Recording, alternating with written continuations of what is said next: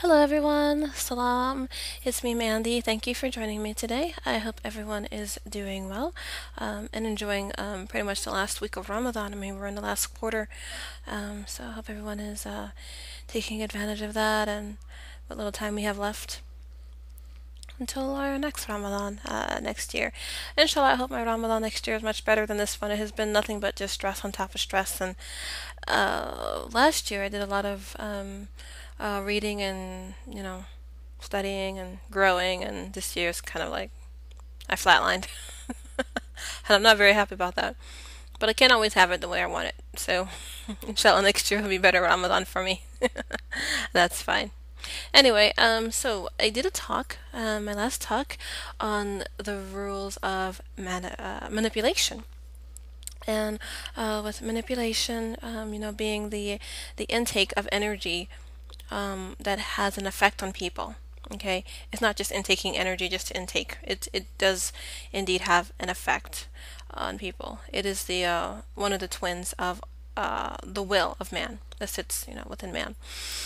So you can't talk about the black receiving force without talking about the white pushing force, which is manifestation, which is the other twin of will. Interesting to note, these two forces within the will of man, they're both controlling.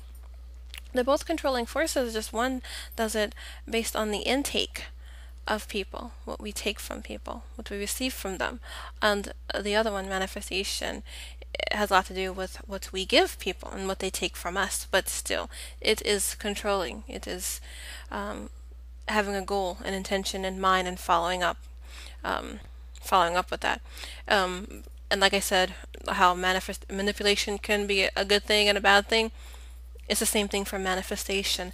And I don't think we really consider that manifestation can be a bad thing because, I don't know, maybe it's on the white pushing giving side.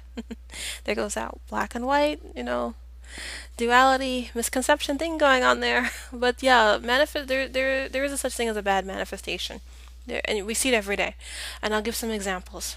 So, I came up with four rules from my personal observation of ways that we can, make sure that what we manifest is good. That when we engage in a process of manifestation, it is indeed a good thing. Alright, so here are the four rules. Number one, we have to make sure it benefits those that are being affected.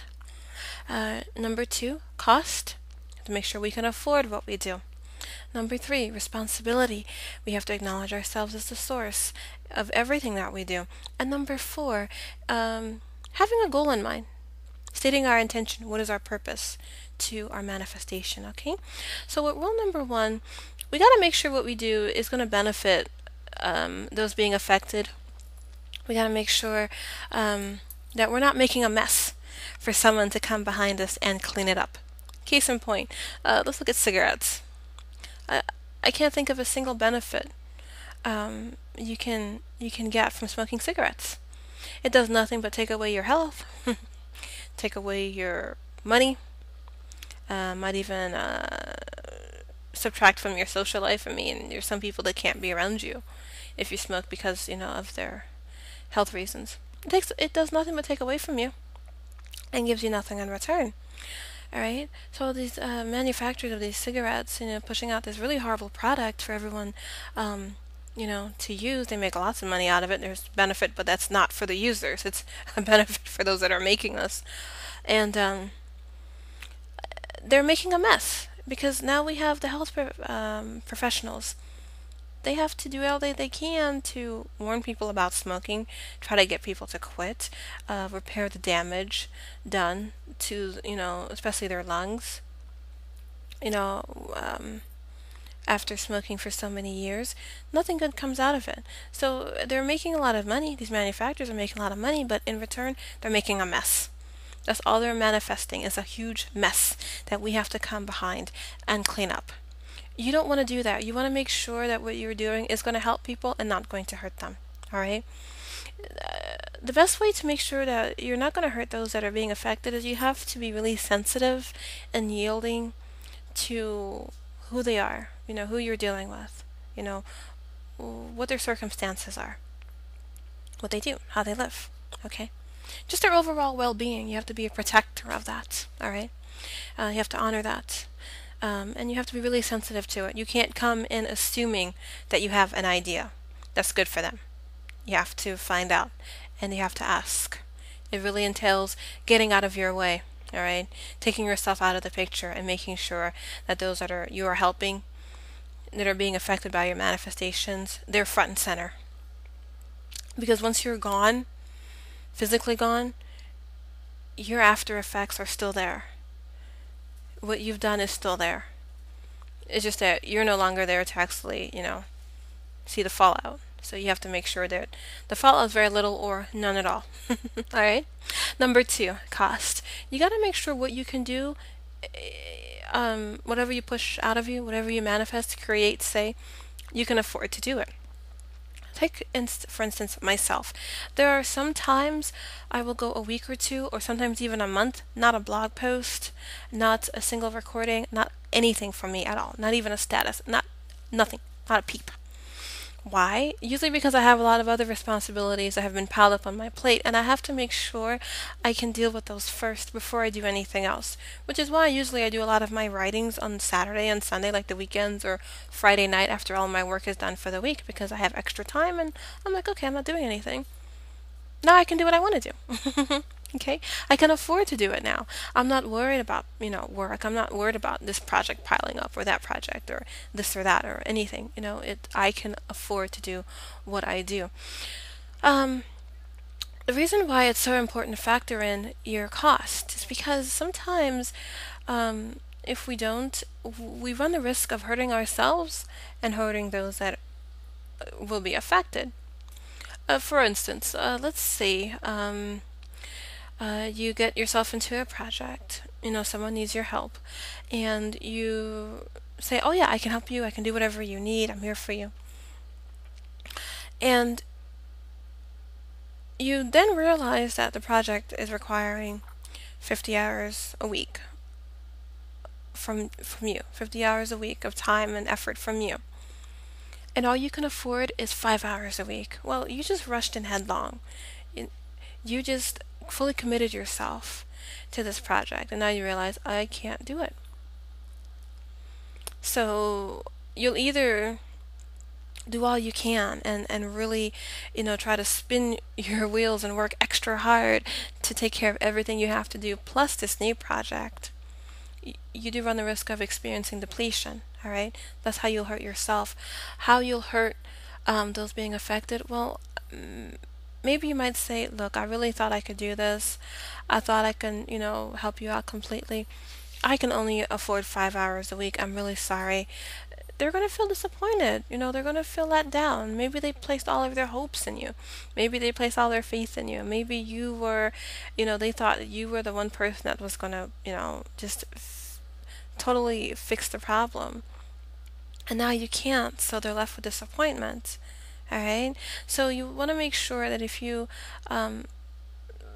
factor in your costs first, that you're upfront and honest in the beginning as to what you can and cannot do, and let that be known right away.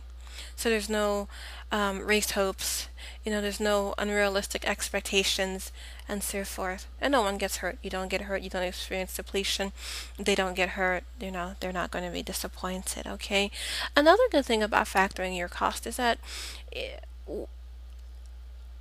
the opposite of this, and I've noticed it from people that we call selfish, people that we label in this light, really what it is that they won't do anything, unless they're going to get something out of it. It's really it's a response to making sure that they won't experience depletion, but gone completely in the extreme. They don't want it to come anywhere near them at all.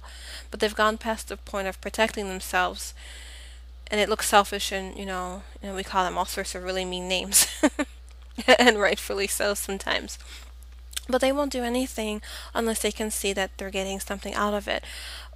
There's a problem with this because you actually restrict what is within you. Okay, you restrict what you have to manifest within yourself if you're constantly trying to calculate what people are going to give you in return. All right. Like right now, I mean, I'm not making any money off of what I do, and I really don't care. I don't care at all. I just do it because this is what I want to do. I have a love for it. I'm not allowing money to serve as a restriction to what I say and what I write about, what I talk about, and what I do. Um, and if you look at all of creation, God did not wait. He did not depend on anyone or anything to create. He just created. And my goodness, what a magnificent creation we are in, even ourselves. Beautiful, beautiful creation, a beautiful manifestation. There was no waiting. There was no expectation of what someone is going to give in return. Like imagine if he just only expected that we were going to thank him. He placed all of his, bets that we were going to thank him. That was it. Okay? That's all he wanted in return. That's the only way he was going to do everything that he did and create all that he did was so that, we will thank him. And how many of us on this planet actually do thank God for everything that we have? In comparison, not much. Not very many. So, if that being the case, if God had really depended on our thanks as a currency of receiving something back for everything that he did, we probably would be living on a very small planet, in a very small universe. We might not have anything at all. All right. So, try to make sure that what you do, you can afford it. You're not expecting anyone else to pay you back. It is within your reach to do so. And it allows you to be able to flow, you know, whatever is within your being, it allows you to flow it out without any restriction at all. And there's no, limitations. You can fully breathe. You can fully breathe yourself, if you will. All right. And then there's responsibility, rule number 3. How do we take responsibility for whatever we say and whatever we do? We acknowledge ourselves as the source. Okay? Too many times we'll make a mistake or we'll do something really kind of, crazy, and we'll blame it on our upbringing. We'll blame it on our culture.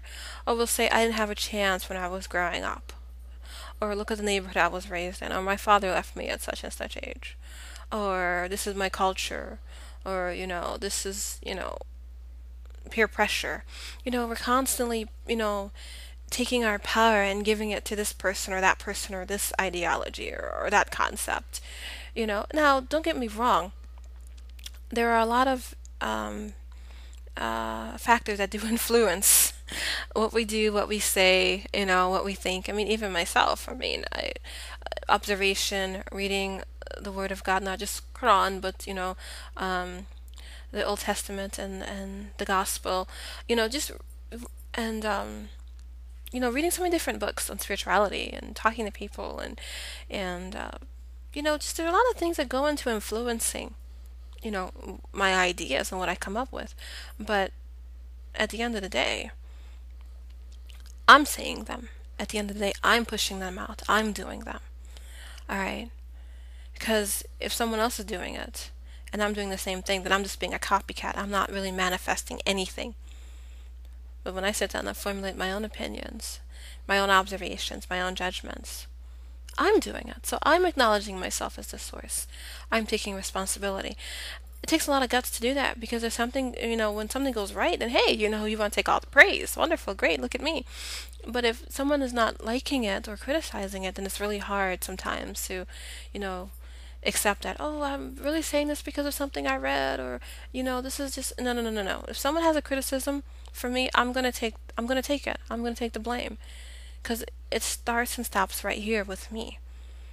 So I have no problem or no fear with being challenged because I know exactly where it's coming from, and I'm not going to try to evade responsibility. Another way we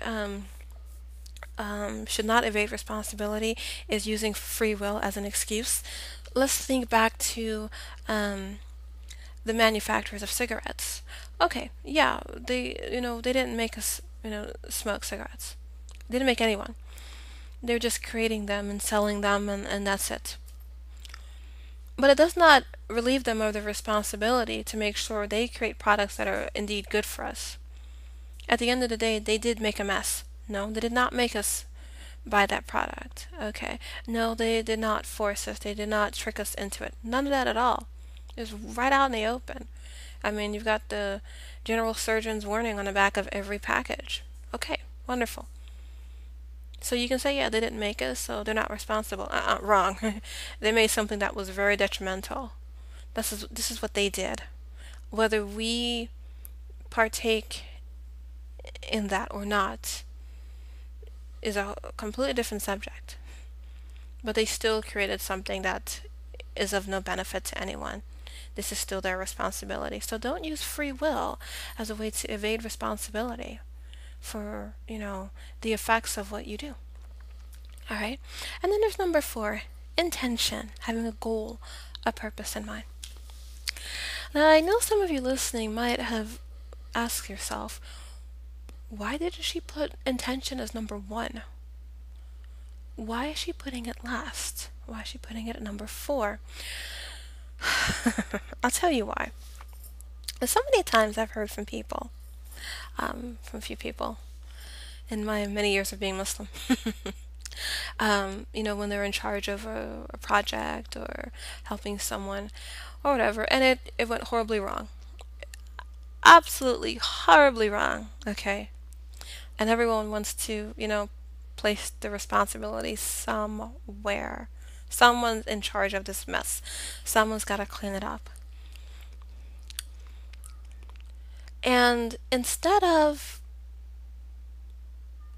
accepting responsibility, some people will say, well, you can't blame me. I had good intentions. Actually, we can. And we should.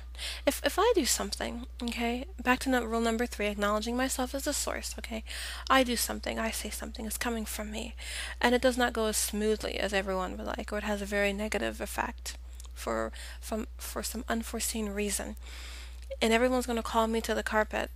I cannot say or hide behind the excuse that I had good intentions and stop there. It doesn't work, all right? It just doesn't work. This is not a way to evade, like I said, responsibility or to get out of, cleaning up the mess that you created. But a lot of people do that, I have really good intentions, so you really can't blame me. Yes, I can. If I had good intentions and something goes wrong, you can still blame me. It doesn't take away the fact that I had good intentions, yes, but it's still a mess, and I still have to clean it up because it's my manifestation, it's my creation, it's something that I did. Therefore, I got to be responsible for it.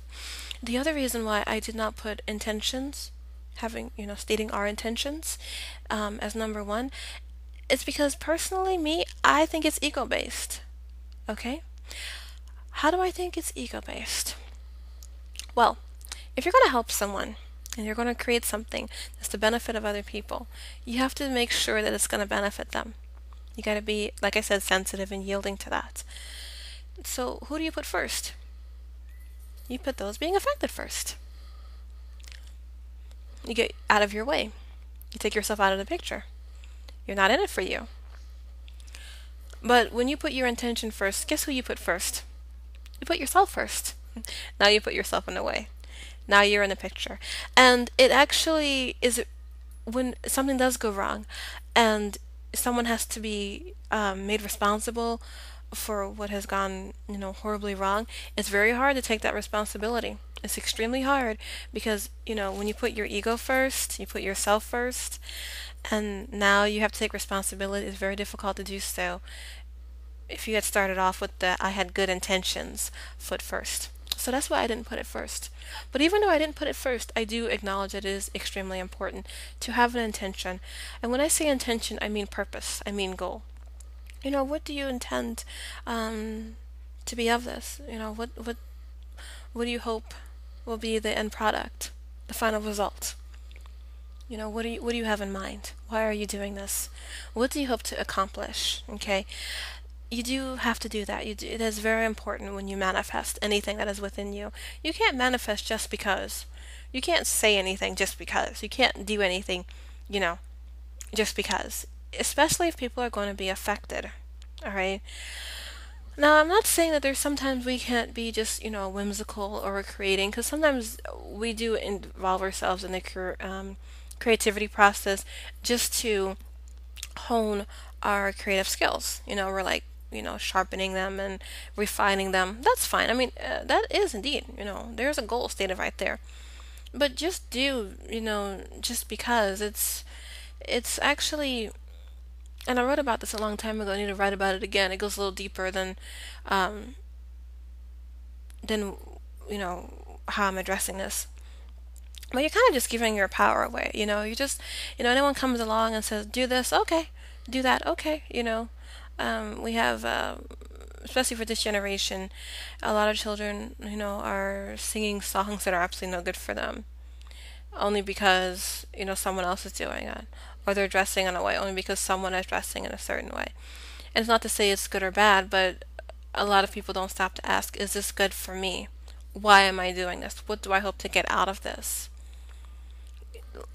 Many people are not asking that, unfortunately, and it's very, very important to ask.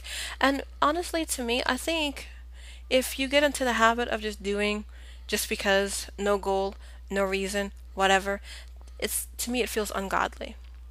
Not ungodly in the sense of like sinful or demonic or filthy or anything like that, but from the standpoint of not really following in his footsteps, not really living up to the nature that he imprinted on us.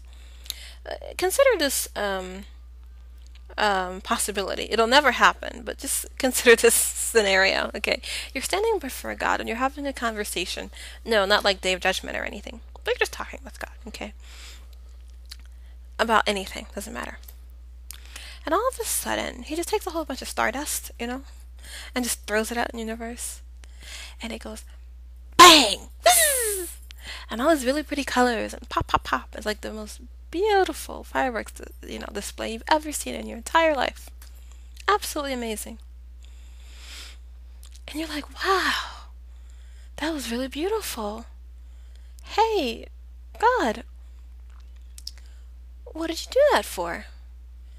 And he goes, I don't know. Don't really have a reason. Now, if you wouldn't stand there with a quizzical look on your face or start to question, there's something really wrong with you. And I know me personally, I would have a lot of questions like, okay, you just did something and you have absolutely no idea as to why you did it. Okay. It doesn't make sense. It really doesn't make sense. So if it doesn't make sense for God, why do we, think it's going to make sense for us? You have to understand, it's not everything of God that we can do that's within our ability, but there's a lot of His nature that has been imprinted on our nature. One cool thing about manifestation is that it tells a little secret about what's within you. Everything you do, everything you say, everything you create, it's going to tell a little secret about you. It's going to tell on you a little bit, all right? It's the same thing for God. We are a manifestation of His will, of His idea, and the more we discover ourselves, especially our spirituality, the more we just start to discover a little bit more about God and every little thing that we find out about ourselves. And one thing that's really an important characteristic to man is having control and doing things with purpose, with intention, with a goal. And it's not just we subconsciously do it, we consciously do it, and we enjoy doing it. We enjoy accomplishing something. We enjoy doing something and having, an end result in mind and actually seeing that end result come to pass. We enjoy doing that, okay? And this is a response to that secret that is of God. It's imprinted on our souls. All right? We're responding to that. And we enjoy that. So, this idea of just saying and doing whatever we want to do with no purpose, with no reason, just whatever, it doesn't go along with that nature at all. And you find that even those that are not really religious or spiritual or, maybe they could even be atheists, even they themselves enjoy being able to do something and have a goal. have an end result in mind and actually accomplishing that. That is, very integral to our nature as human beings, all right? Whether you believe in God or not, it's just there. And that is, like I said, manifestation. Whatever you do is going to tell on you, and it's the same thing for God, okay? So that's why it's really important.